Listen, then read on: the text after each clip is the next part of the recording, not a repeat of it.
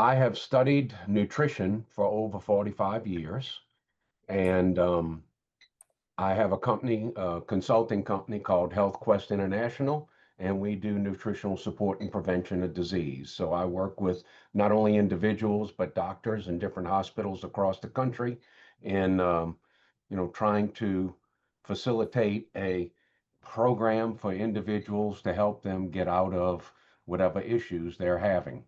And of course, the water is such an integral part of that because, as we all know, we're made up of 70% water, or at least should be. And if we don't get that part of the puzzle right, what we do in the other 30% is almost non-workable. So this has been such an improvement to everything we've been able to do and help individuals. Um, and I'll give you a great example. I was doing some work in Europe over the last 3 weeks. And of course, we bring our machine everywhere we go. But there were some short periods of time in the travel and everything else that I couldn't make fresh water.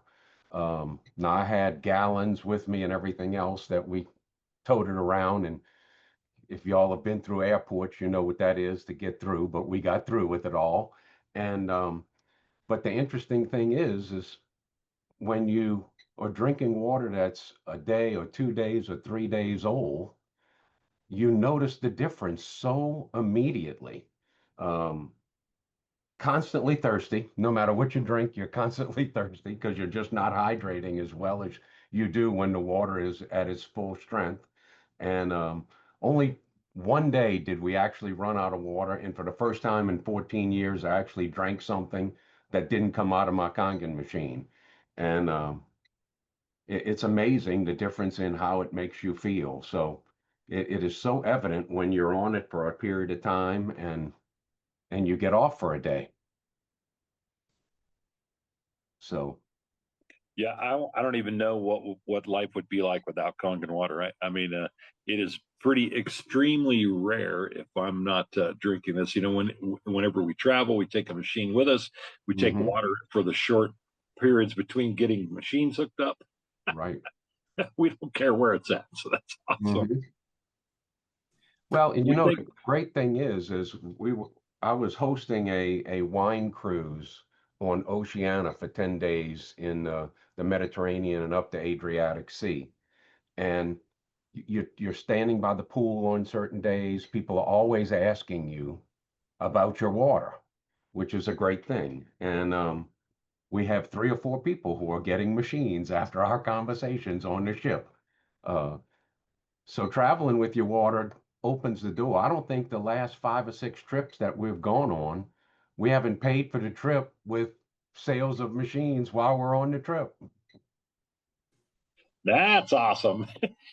That's the way to vacation is to get your Yeah, vacation paid for while you're on vacation.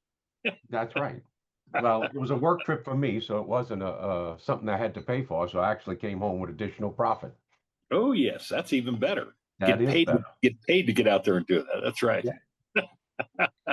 So Glenn, I know the last time we've had you on a couple different times, and we've kind of gone just over the different waters. But I know a lot of times I have a lot of people asking me, Hmm.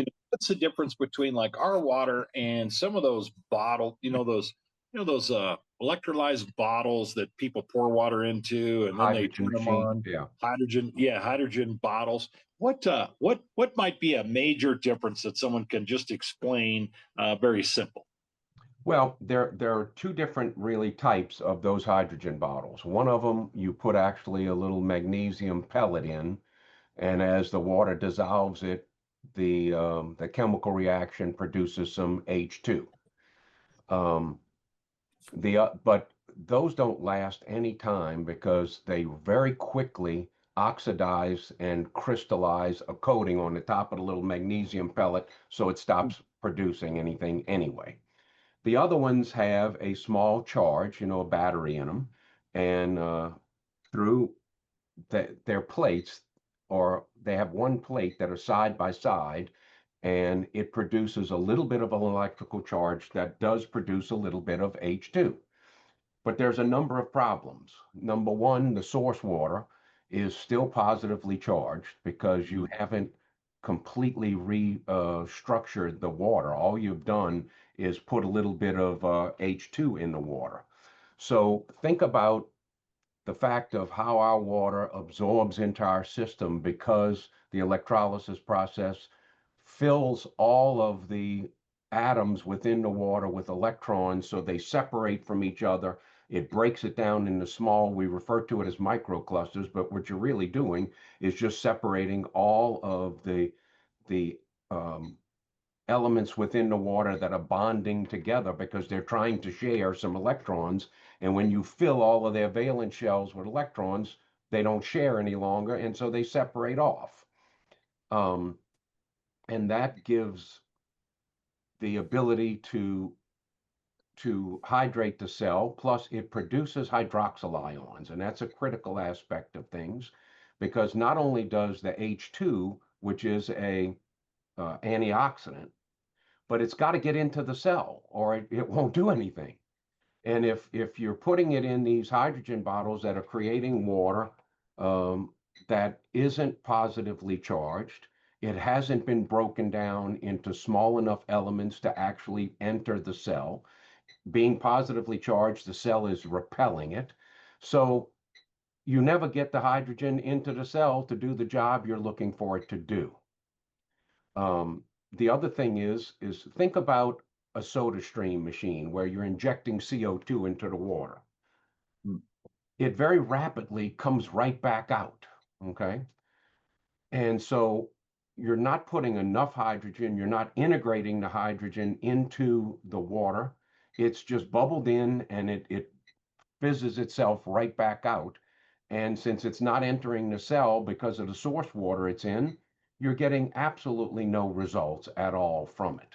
So it's all gimmick.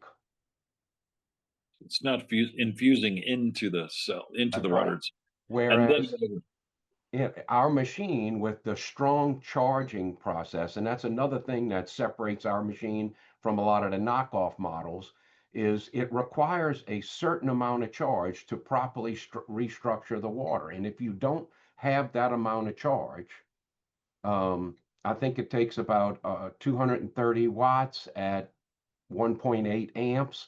And if you're below those, and all of the knockoff models are, then you don't restructure the water well enough for it to integrate all the forms that it's producing. And so it really doesn't do what it's supposed to do. Ours so does that. It separates the molecules, it fills them with electrons, it produces hydroxyl ions, and hydroxyl ions are critically important to changing the pH of the cell. And the way that that happens is a hydroxyl ion, the OH negative, where one of the hydrogens has been pulled off a water molecule. As they enter the cell, their negative charge is stronger than the cell wall's negative charge, and they will actually pluck those H1 of a single hydrogen atom that has no electrons around it, which is what makes water acidic. Because they're positively charged, they stick to the wall of the cell since the interior of the cell is negatively charged and begin to fill the cell full of that hydrogen. That is the waste product that when we metabolize food, we create. It sticks to the wall of the cell. The more of them that are in there, the more acid or the more acidic the solution in the cell becomes. And you reduce the charge on the cell wall so it eventually can't conduct an electron flow, which is your brain signals. So the cell no longer knows what to do and it comes offline. When you get a hydroxyl ion in there, it's got a strong negative charge. It will actually pluck those hydrogens off the cell wall, make a water molecule, so it neutralizes it. And then when the water leaves the cell, it takes the acid with it. That's how you change the pH of your cells, not by dumping alkaline water in, because remember, alkaline water is pretty much just water with additional alkalizing minerals in them. Those minerals are elemental. Your body can't use them. It doesn't change the charge on the water. So again, it doesn't enter the cell properly. The little bit that might get in may temporarily dilute the acid a little bit, but when it leaves the cell, it doesn't take those positively charged hydrogen ions off the cell wall. So it never changes the pH of the cell, whereas the Mm. hydroxyl ions will combine, pull them out, and get them out of the cell, relieving the body's natural buffering mechanism of being overloaded, and then it does what it's supposed to do in its proper buffering structure. Excellent.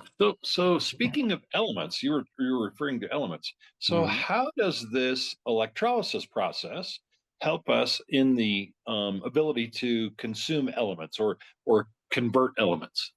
That's a great question because when we look at minerals, minerals are a key factor in the catalyzation of all chemical reactions in our body.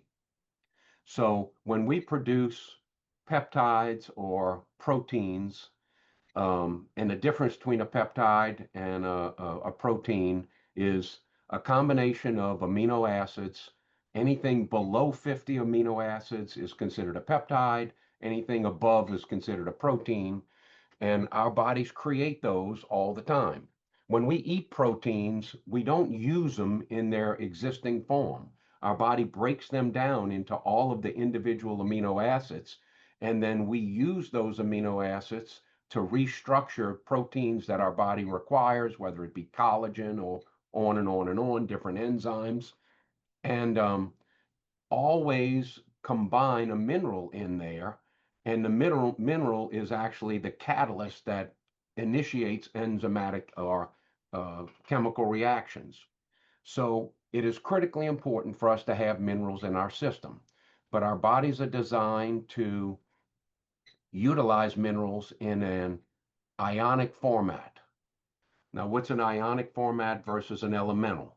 If I took calcium, for example, number one needed mineral in our body, and if I took an eggshell or an oyster shell and ground it into a powder and consume it, it is an elemental mineral. We can only use maybe 5 or 6% of that. The rest of it, not only can we not absorb and use, but our body doesn't have the ability to get it back out of our system. So then it has to find a way to put it somewhere. And when we come talk about calcium, the way our body gets rid of elemental calcium is it deposits it into joints, hence arthritis. And we get Mm. calcium deposits in the joint because it can't get it out of the system. So let's look at how a plant takes an elemental mineral and changes it into an ionic mineral, because the minerals that are in the soil are elemental. The plant takes it up, and then through the photosynthesis process, which is an electrolysis process, it's producing electrons through photosynthesis in the chlorophyll, similar to what a solar panel would do. And it's filling all of those elements within the plant that it just took up, mainly a lot of minerals, full of electrons, so it is bringing them into its ionic state. So again, when you have an elemental mineral where all of the mineral atoms are bound together because they're trying to share electrons, you end up with this large molecular cluster. When you start filling it with electrons and filling all of its valence shells, then they separate away from each other. So they become ionic, individual atoms of that mineral. And then the plant bonds it with protein fibers that maintain that ionic situation, so that when we eat the plant, the minerals that we get are all ionic and our body can use them. Well, when we put water through an electrolysis process in our machine, it is full of minerals. It's got calcium, magnesium, potassium, all of these things that we can use. But in the tap water, they're elemental. Because we're bombarding them with electrons and filling their valence shells full, they separate out into individual atoms.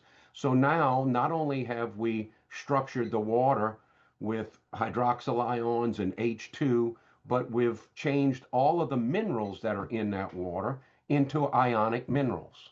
So now, when we drink the water, all of the minerals that we're consuming are also ionic. Our body can use them all.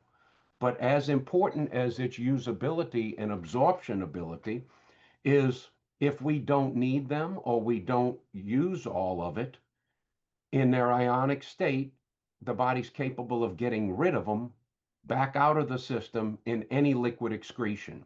So they don't build up in the system and cause all the problems that you would get by consuming elemental minerals, which is what happens when you drink bottled alkaline water.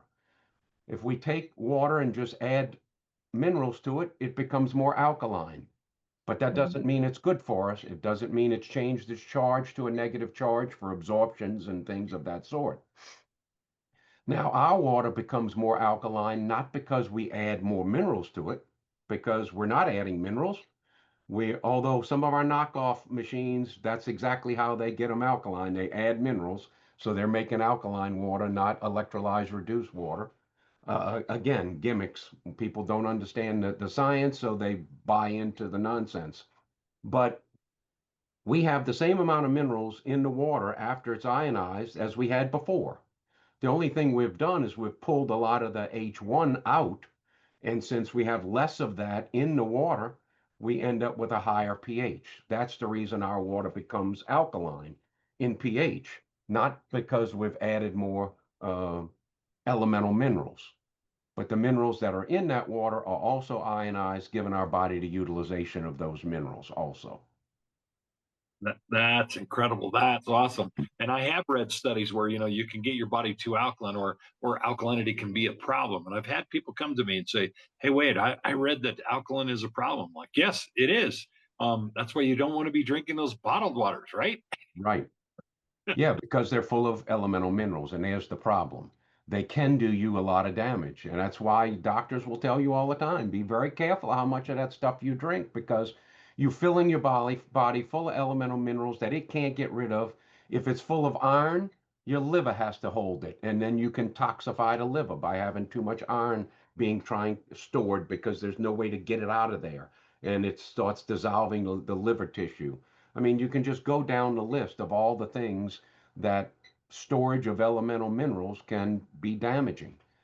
Um, Now, the other good thing is because the way our water changes the pH by removing H1, we end up with a much higher pH for the concentration of minerals that are in the water, which allows the water to actually absorb and Hmm. dissolve some of those elemental minerals that are being stored within our system. So if we have arthritis in our joints because we've been storing elemental calcium, our water can actually go in and dissolve some of that, put it back in and get it out of the system, Hmm. relieving some of those buildups. Kidney stones, all of those things you find begin to dissolve when you're using our water over a period of time. And that's the reason that it does, is that the water is actually dissolving those elemental minerals and getting them back out of the system. And so is that tied into some of the people having like Herxheimer responses, that sort of thing? Is that because the water goes in, starts breaking those things down and putting them potentially into the bloodstream? Yeah. And then they can get pulled back out of the system through other liquid excretions. The kidneys will actually pull them out. Excellent. Okay, because I've had a few people who had like what we call a Herxheimer response. Right. What's one of the best ways to deal with somebody who has like Herxheimer responses? One of the things we always talk about when we start an individual is we always start them on 8.5 because they're going to start detoxifying instantly when they start drinking the water. Not only the process of breaking down these elemental storages of minerals is a much slower process, but what they're happening to them when they first start drinking the water is they're detoxifying the cells. Toxins that are being held in the cells, bound to the cell walls because of those charges, start getting released back into the bloodstream, and then the liver and the kidneys have to start pulling them out. If Mm. you if you dump massive amounts of them in the bloodstream, you overwhelm the ability of the liver to do that, and then they circulate in the bloodstream. They end up getting reabsorbed before. So when we start with 8.5, which is 10 times less strength than 9.5, it slows that process down a little bit and allows the liver and the kidneys the time they need to get rid of a lot of this waste. Now they're going to feel some of those changes, when you start dumping all of these toxins into the bloodstream, you're going to feel it. They can give you headaches. It'll give you lethargy. Um, some people can actually get nauseated. The liver's working diligently to pull all of this stuff back out. So it's creating a little bit more bile. So that can change their bowel scenario. Some people will get some loose or diarrhea from it. And that's the reason, because of the increased bile, because the liver's producing so much additional bile in the process of getting rid of these waste products and putting them back into the colon to be excreted. So they're going to experience some of those things. The worst shape people are in, I mean, if they're soda drinkers, they're going to have headaches, even on 8.5. You have to warn them that that's a natural process. It's actually a good sign. It's not a comfortable sign, but it's a good sign. You're getting all of these toxins out of your system. Let them work on it for a week or two. And when any of those symptoms resolve themselves, then bump them up to 9. If it starts over again, maybe come back, because the more toxic they are, they may need to be on 8.5 for a month just to not have the feeling of all of that overload of toxins. But it's detoxifying their body, and then they will gradually. A lot of people say, well, I start drinking the water and I get more thirsty than I ever was. And that also is a result of having all of these XX toxins in the bloodstream, or stimulating the body to telling it, drink more water so we can flush this stuff out. So it triggers the thirst response. That's another natural response to detoxification. So, Mm. just warn them that they're taking the right steps, but the process of detoxifying is going to have some of these results. And as you get rid of all of that, you'll be relieved of all of those processes, and you'll start feeling better, certainly on the backside of that. Excellent, excellent. So, what might be the difference between like RO water and R water? So, I mean, RO water is a extreme filtration. What does that do Well, for our bodies? that is also something that has to be RO water, reverse osmosis, uh, has a membrane that has such small uh, spaces in the membrane that it traps a lot of the toxins and waste that's in water. So they use it to purify water, because a lot of the impurities can't go through the membrane, so they stay on the bad side of that. But it strips all the minerals out. So now you have water that doesn't have any minerals, whether they're elemental or ionic. And so the water becomes extremely acidic. So drinking reverse osmosis water, you're putting acid into your system, and your body has to neutralize all of that acid, in addition to all of the acid that it's producing itself through metabolization of food. Now we're dumping all of this acid water into our system that it has to neutralize, and you overwhelm the buffering system. It's not hydrating because it's very positively charged, and because it is so depleted of minerals, any of the ionic minerals that are in your system that you may be getting from food sources or whatever end up getting drawn out of the system into the water through an osmotic process. And so you strip minerals out of your system by drinking reverse osmosis water, which is a horrible process. So if you have a reverse osmosis machine um, that is pulling all of the impurities out, and desalinization is a reverse osmosis process also. So a lot of times on ships or in these island countries where they're using desalinization to take salt water and to make their water supply, if they're not remineralizing that water, then it's going to be acidic. And even if they are, but I'll always bring a remineralizing filter with me, so that if I test the water and it's acidic, then I put my mineral filter in there and it remineralizes the water before it goes into our machine. And then the machine ionizes the minerals, and we're back to where we need it to be. And it gives you the ability to produce the pH that's required, and not overload our buffering system with having to deal with all of this additional acid. So, But man, that brings up another subject for me. So then the water quality going into your device is very important, right? Yes, I it mean, is. so here you are running RO, it can't even ionize because there's no minerals at all. So That then is you're going correct. to add back minerals. How do you know what minerals to add back, or what might be a better way to actually put water into your machine?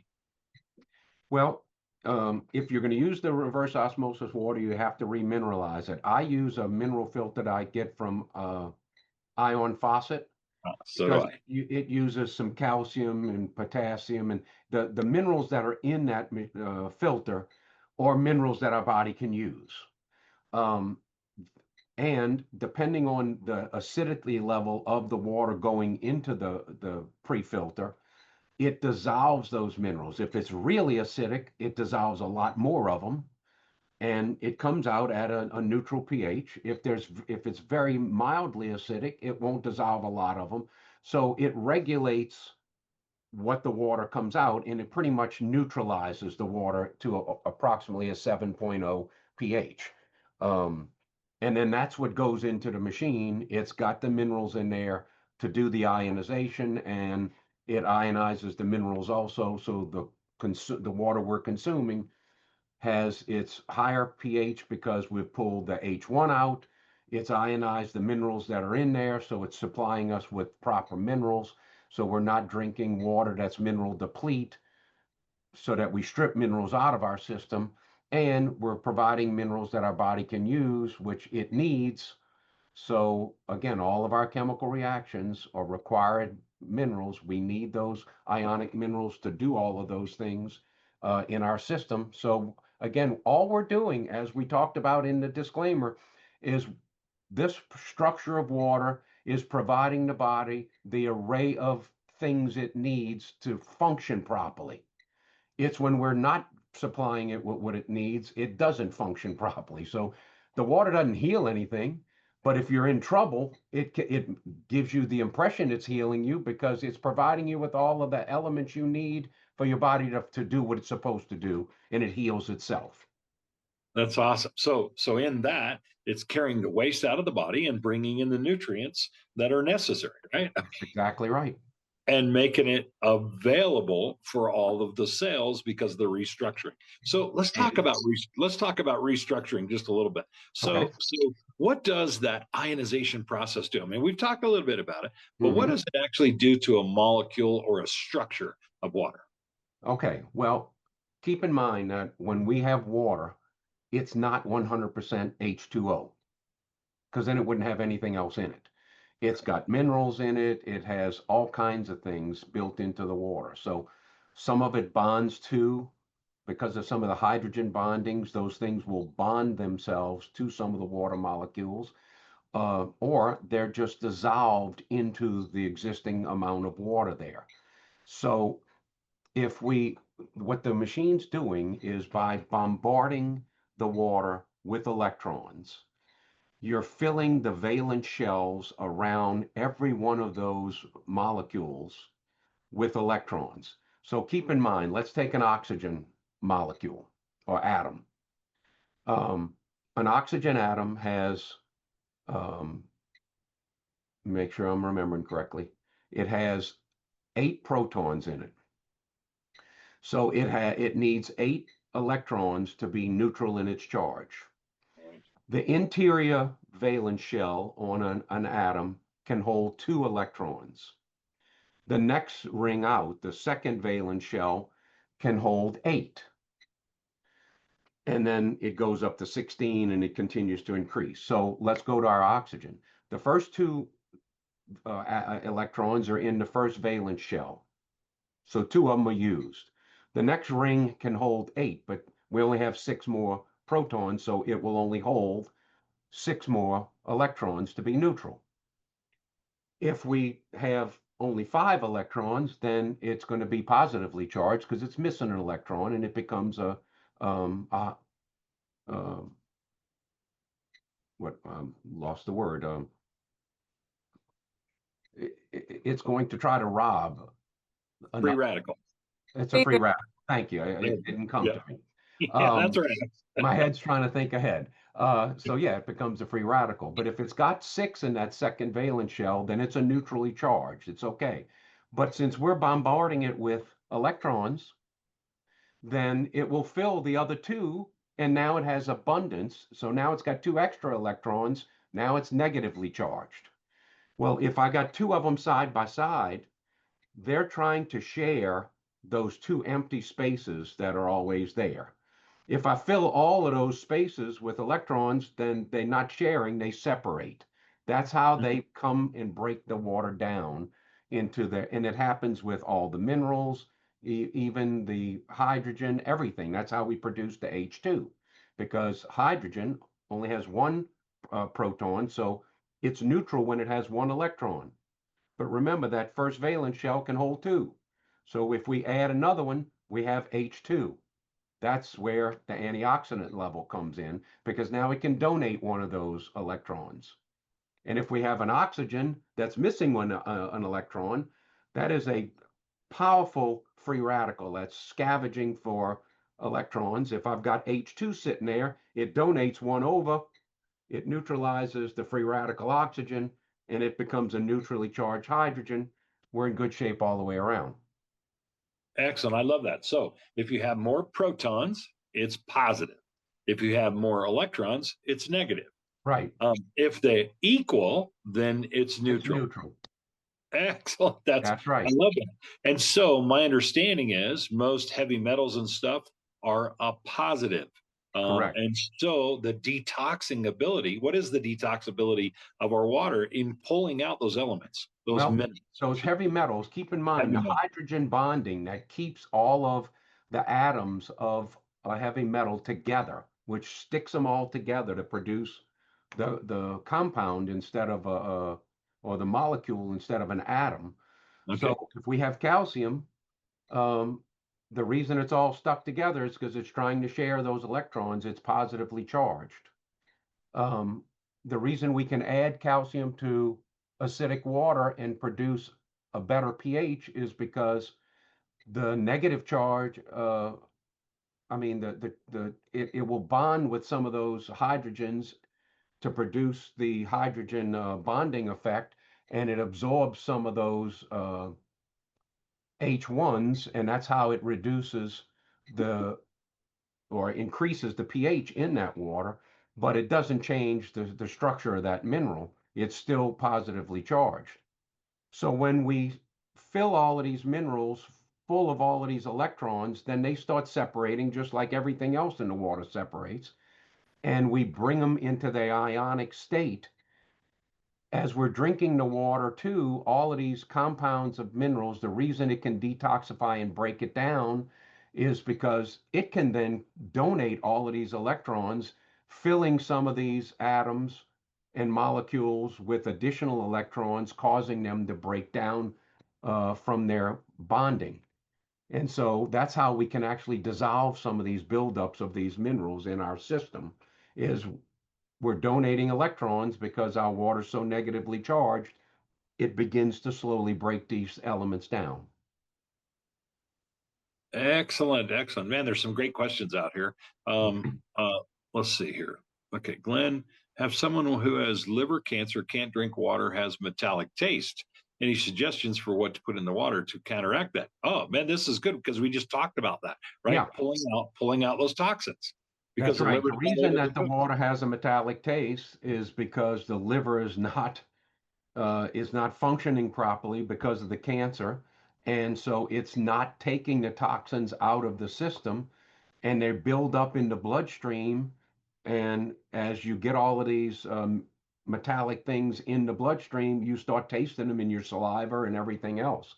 So that's a sign that the liver's not detoxifying, which is to be expected because if it's cancerous, so much of it is not operating properly. So what So, our water will do, and it will actually help, is it will bond some of those minerals and help pull them out of the bloodstream, uh, yeah, and assist the liver in detoxifying. yeah, help the liver do its job until it can Well, get back. it'll take some of the burden off of it. Yes. Right. Excellent. That's wonderful. Also, let's see. For men with prostate issues, they're concerned that drinking the water will make their urge to urinate worse. Have you seen Oh, success in the prostate? Guys, that's where I come from. I mean, I'm in that. But go ahead, Glenn. This is absolutely okay. yes, it's easy. No, it's actually it can actually work in reverse from what they think Yeah. because we're consuming water that our body is not absorbing into the cells. It gets put into the connective tissue all around cells. It engorges that tissue. It takes hours for it to process back out of the system, and it, it it'll end up filling their bladder on a slower process. So they're going to eventually have to get rid of the water out of the system anyway. It's just going to take a lot longer. And as they fill the bladder and it can't get relieved because the prostate is squeezing the urethra and slowing its ability to urinate, um, that can cause an issue. But drinking our water actually processes through the cell quicker. It's going to go to the bladder anyway, because that's where it has to go. You will have to relieve it, but at least it's not just staying in the connective tissue anyway. So you're still going to have the same issue. The prostate problem is causing the issue. It's not what water you're drinking. But Right. if you're not detoxifying by drinking improper water, then you're causing inflammation in your system. And the inflammation increases the inflammation in the prostate, which causes it to swell even further, causing even further restriction. So reducing inflammation, which the water can do because it absorbs all of these free radicals that are causing a lot of the inflammation, will actually reduce, you know, inflammation throughout the body, including the prostate, and it will assist. Now, it's not going to heal the problem because you've got excess tissue there, but it's going to at least reduce some of the inflammation, which will reduce the size a little bit. Excellent, excellent. And for me, guys, for about the first 6 weeks, I was mad, mad, mad. I mean, because I was urinating all the time, all the Mhm. time. But I'll tell you what, once my body replenished all of those, got all of the acidic water, acidic uh, junk out of my cells, it started utilizing all the water I was drinking, and my whole life changed. And so, Yes. your person, I will tell you, it will absolutely change. There was another question. Okay, interesting information about calcium, Glenn. I have been Mhm. drinking ERW water since 2008. Over the years, calcium has built up over my eyes. My eye doctor numbs the eyes, pours a solution that brushes away the calcium, and I can see clearly without glasses. Had it done twice over the years. I wonder if there are other health challenges are the cause of this. Oh, I would say very much so. Yeah. Go Well, ahead. what's happening is, your body has built up all of this excess calcium and it's been deposited all over the place. Joints for sure. It can be in stones, and some of those stones in the kidneys can be so large that you don't try to pass them, so it doesn't cause the problem people think about when they think of kidney stones and passing them because they're just too big. But they do block up different portals within the kidneys and can cause big problems. But your body has built all of this stuff up for not generations, decades, and now all of a sudden you're slowly dissolving it and getting it back out of the system, and Mhm. it's as it's depleting, it's going to cause some of these little issues. So as they get rid of all of that built up calcium over time, those problems will go away also. Excellent. Excellent. How do you ionize well water? Well water in all cases probably has a good mineral source to it. It'll have other toxins that can be in any groundwater. And the minerals in any water, depending on where you're getting it out of the ground, will have a different uh, structure of minerals in it. That's just normal based on what what the water's percolating up through. Um, I like to take well water and run it through some pre-filters, making sure that we get a lot of the junk out. Um, but those pre-filters don't take the minerals out. The ionization process separates those minerals. Some of the minerals, like natural fluoride that's in the ground, which is very different than the synthetic fluoride that they're putting into municipality waters. But we don't want to consume natural fluoride either. Right. Fluoride is very aggressive, and it's a neurotoxin. So it's one of the minerals our body doesn't need to absorb. But in the ionization process, it actually gets pulled over to the acid side and gets dumped. So we reduce some of those harmful minerals to our bodies through the ionization process. That's an additional advantage. And the minerals that our bodies do utilize, things like calcium, potassium, magnesium, all of those things end up getting moved over to the um, the drinking side and or ionize and do us some good. Can you excuse me for one quick second? Yes, absolutely. That's good. I'm sorry, Sadie. Okay. Just if she'll just drop it off, I'll take care of it and we'll pick it up in a little bit. I'm sorry, I had somebody Well, dropping that's off the machine to get cleaned. no problem. Be doing a So deep cleaning. yes, excellent. That's right. Keep those machines up to tip-top shape. So I have Miss Ellen in here. She has some functional medicine practitioners concerned with the possibility of a higher deuterium content since it goes through the electrolysis. Could this increase the deuterium levels? It shouldn't increase the deuterium level. It doesn't decrease it either, but it does ionize it, which makes it the body's ability to get it back out of the system. Hmm. So drinking this water can actually assist the body of getting rid of deuterium within its cells, rather than if we drank regular water that has the deuterium in it, it ends up being stored because it can't come back out because it's in an elemental format. So again, ionizing the deuterium gives the body's ability to get rid of it back out of the system. To pass it through. That's excellent. Excellent. Let's see. We're gonna calcium blocking our veins. Any way we can let's see. Any way can this kind of calcium block in the veins? I don't quite understand that question. But guys, listen, I want to tell you, there's no medical advice here. As we said at the start, okay, we don't treat, diagnose, or cure anything. Okay.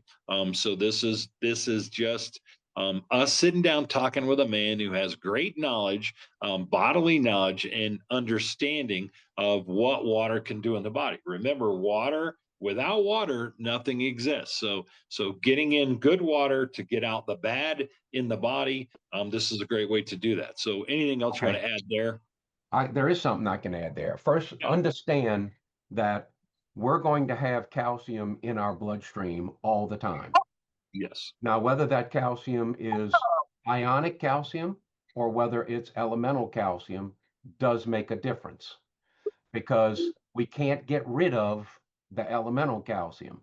So it ends up being in the bloodstream. The blood has to get it out because otherwise it would build up. Deborah, yeah, there we go. It will start building the pH up, and we can't allow it to change the pH of the blood. So that's why it dissipates it into joints and gets it out of the bloodstream.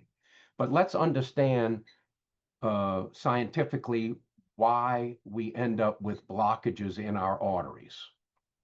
The interior lining of your arteries has a special coating in it that protects the tissue behind it from the actual blood itself, which would, if that lining was not there, the blood would deteriorate the tissue, basically eat a hole in it, right? So if we damage the interior of the artery, and that can be done in so many ways, it can literally be a physical damage from an impact on an artery where it tears that inner lining tissue a little bit.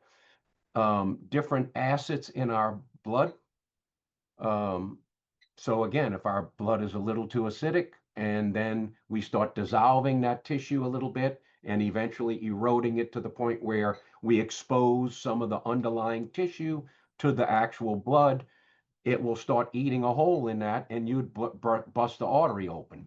So the body's mechanism to patch that damage is to take some cholesterol, and it puts basically a tire patch on that damaged spot. And it saves your life. Otherwise, you'd blow the artery loose. But over time, because we've got all of this elemental calcium running around inside the artery, it starts to build up on that calcium. And so you calcify that surface. And now we have a rough calcium, think of like a little sandpaperish kind of patch, so that as more stuff passes by, it collects. And so we end up filling the artery with all of the debris.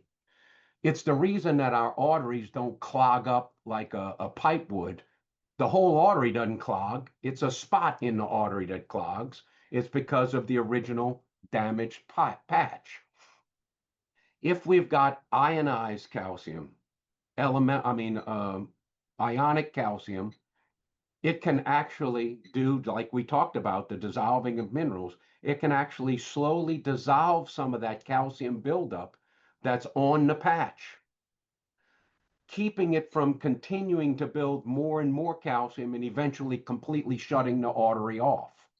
So it can slow that process down.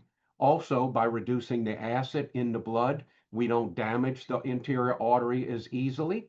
So it lasts longer. We don't have to patch damaged spots as often.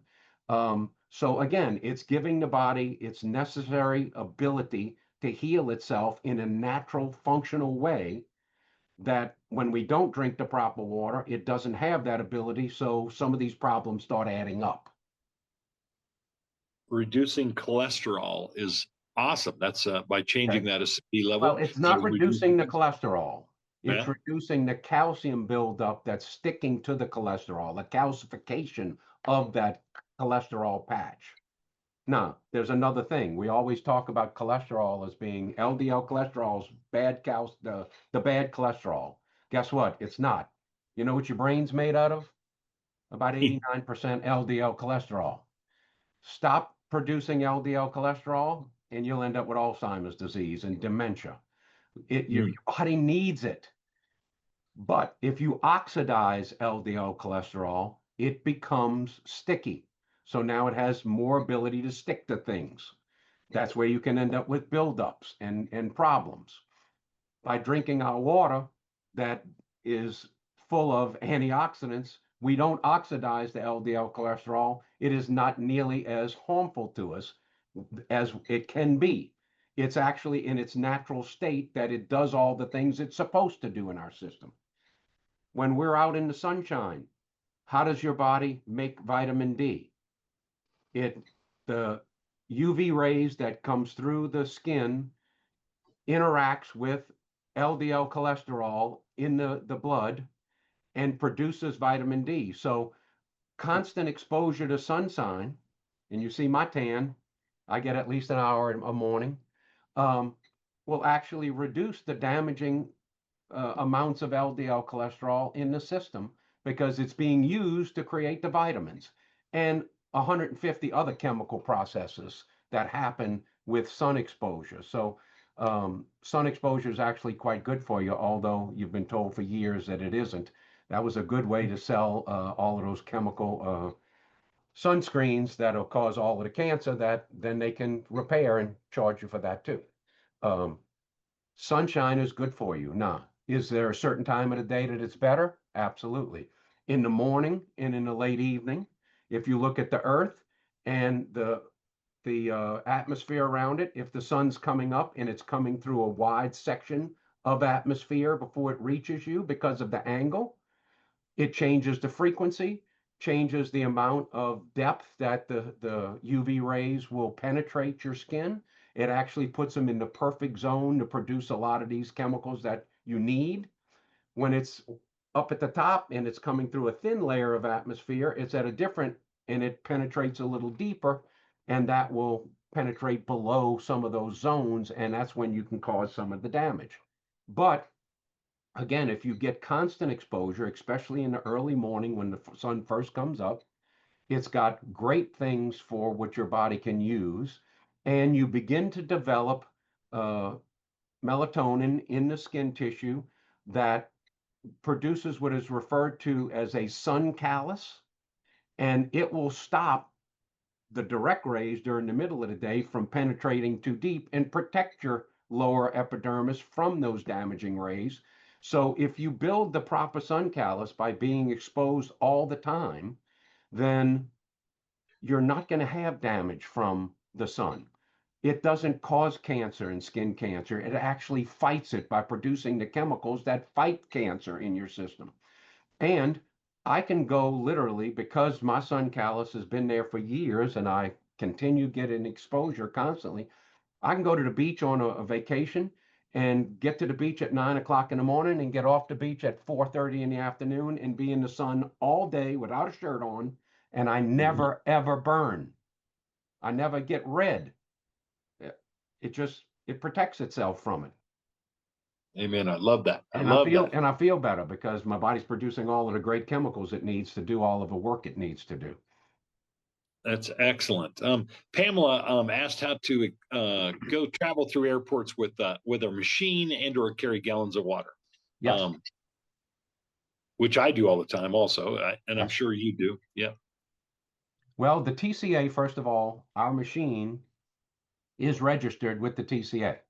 Now, that doesn't mean the TCA agent knows that, Right. but it is legal for you to bring on board. So what I do is I print a copy of the medical device certificate that Enagic has on their site. You can print that, and just see your doctor, your general practitioner, and ask them to write a note, just saying that you're required to have a certain amount of this water every day, and it's medical grade water. And by bringing that, if there is any question, not that they always ask, because a lot of times I'll hand them that certificate and they go, "Oh, I don't need this," and they go about their business. Right. But if they don't know anything about it, that will at least produce the effort for them to go, "Oh, okay," and they will check into it and not deny you. As many times as I've traveled over the last 14 years with my machine, actually 3 weeks ago when I was leaving New Orleans was the first time they stopped me, not from taking the bottles of water. And I had, between my wife and I, we had about 2 gallons of water that we were bringing on board. They didn't stop me from bringing that on because the certificate said that.